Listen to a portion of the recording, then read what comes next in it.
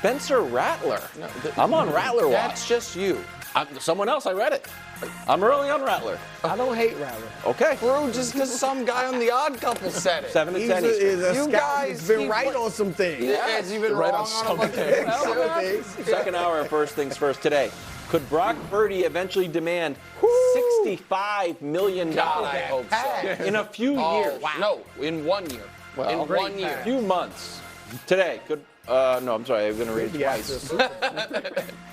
Meanwhile, an update on LeBron's free agency and the shocking news that LeBron obviously is not going to Phoenix to play for the minimum. Rich had to go on the record. People at Phoenix like, I could have sworn. They going to get thought it was second best player of all time for nothing. They thought it was in play. Give me a break. The Suns. Like, what if we paid Bronny $30 million? Is it happy trails to the Cowboys QB? Right, don't draft him. Give him a max deal. Happy trails for the Cowboys QB after this year. Well, maybe according to Bill Barnwell, who dropped a Dak opus today. I basically got an assignment. I was still reading it. The script's written. I said, no, I'm on page 5. But when it came down to whether the Cowboys should actually move on from Dak, Barnwell was clear. No. Took me 20 minutes to get there, Bill. So what are the chances that this is Dak's last year? It's actually an excellent article. It is. Dak's last year in Dallas. I think the chances are very good. And I would not have said that before because I'm like, look, is Dak a top 5 guy? No. But he is a franchise quarterback, legitimately good. And I do think, barring, some of his problems in the playoffs, I think you can win a Super Bowl with him as your quarterback. So, of course, I would think they keep him. But when I look at the way they've handled things this summer, the time to sign him was earlier. Mm-hmm. All right. The price probably wouldn't have been as high, and you would have been able to sign some other players to make your team better. Now that time has passed, and they seem clear.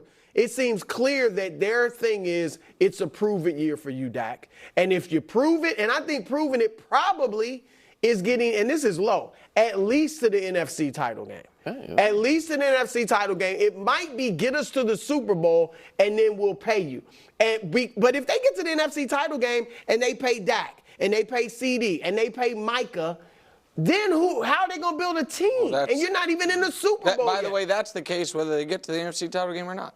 Right, but if you get, I'm saying, so that's why I think it's almost get to the Super Bowl, because if you get to they're always because they're the Cowboys. But get to the Super Bowl, at least you can, feel like we're close. But the bottom line is, I think they've put Dak in a prove-it year with a roster that is not as good as it was last year. I think the rest of the NFC has improved, all right? And so I think if it doesn't go well this year, as far as deep in the playoffs, I think they're looking at San Francisco and say, let's go that route, put a bunch of great talent around, I think, Trey Lance. Okay. I'll put it at 1%. Wow. Not there? All right, Danny, finally we have someone on the show that actually gambles, too. That's a 99-1 booked. Yeah, no. Booked. All right. Go ahead. Why would you, 30-year-old quarterback, coming off the best season of his career, runner-up for the MVP, 12 games, 3 years in a row, let him leave for nothing? There is no precedent, no comp. It's never happened in NFL history. It's never happened before. Think Nick can answer.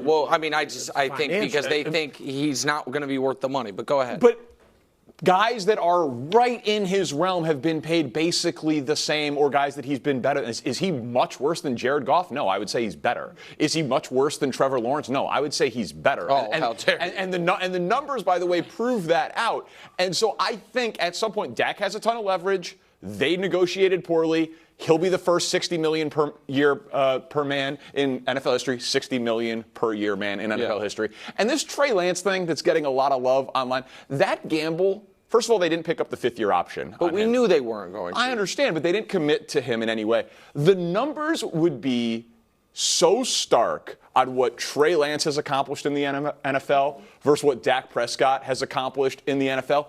It would be the biggest gamble that we've seen. Trey Lance, I think he might be good. He's played in 4 games. He's won 2 of them. He's fine. Dak Prescott is a legitimate, you say he's not top 4 or 5. Okay, he's definitely top 10. And he's in his prime. moving on from him But you for don't Trey think the Lance way would be they've crazy. acted But it would makes be- it is look crazy. like Hold on. it's a You know what proven it would year? be like? I'm sorry to interrupt. No, you're fine. It would I'm be going like moving on from Kirk Cousins for J.J. McCarthy, whose side of the screen would be all blanks. He's 35 years old. Right, but my He's point is, 5 years older. It would be moving on from a veteran that you think has peaked and is now costing more than his production for essentially a rookie. Because Trey Lance is younger than Michael Penix. Yeah. He is younger than Bo Nix. Like, I have been called the Trey Lance guy. I don't think that's fair. What I said, I picked him to make the Super Bowl. Well, then there is Right, Trey Lance but that guy. was because I believed the Niners could literally make the Super Bowl with anyone at quarterback, proven by this past year. But that's neither here nor there. And so I would ask this: if let me show you some numbers. If these were Bo Nix's first 2 career starts, those were his numbers, would you be optimistic about what he could be? Well, he had a lot more talent than Bo Nix. Okay, Michael Penix. Trey Lance. His first. Michael Penix got a ton of numbers, right? Because that is Trey Lance's first 2 starts.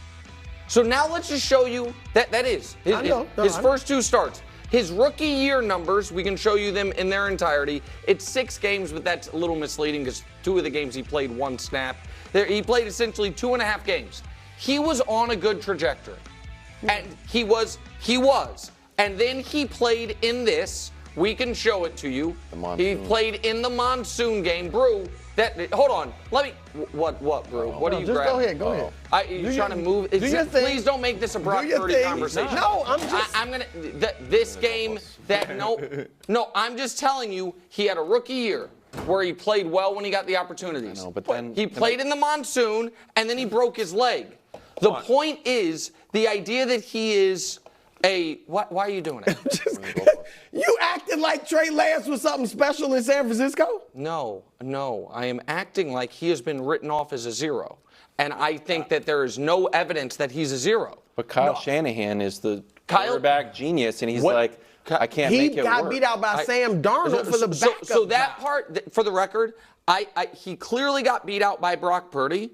Now, I think for that side of the table, that's no longer an indictment because you guys think Brock Purdy's excellent. Yeah, the Sam Darnold thing I reject because if Brock Purdy is going to be your starter, you need to have a backup that runs that type of offense. They were running a totally different type of offense for Trey, and so that made more sense. That wasn't about, do you think that Trey Lance is worse than, the Sam Darnold is better than Trey Lance? I mean, it's hard to measure Trey Lance. What I saw was not very impressive. And so the point that so to get it back to Dak, I think that if Trey Lance, I think that the Cowboys are stuck if they give Dak Prescott $60 million a year, and there is a possibility that they can get 60% of Dak Prescott for 5% of the cost. That's where And that is massively valuable to keep the rest of the players. Danny, that seems to be how they're looking at it, though. Listen, teams do not voluntarily choose to pass on top 8 to 10 quarterbacks in their prime. Then why has he not been signed? Because they're doing a bad job.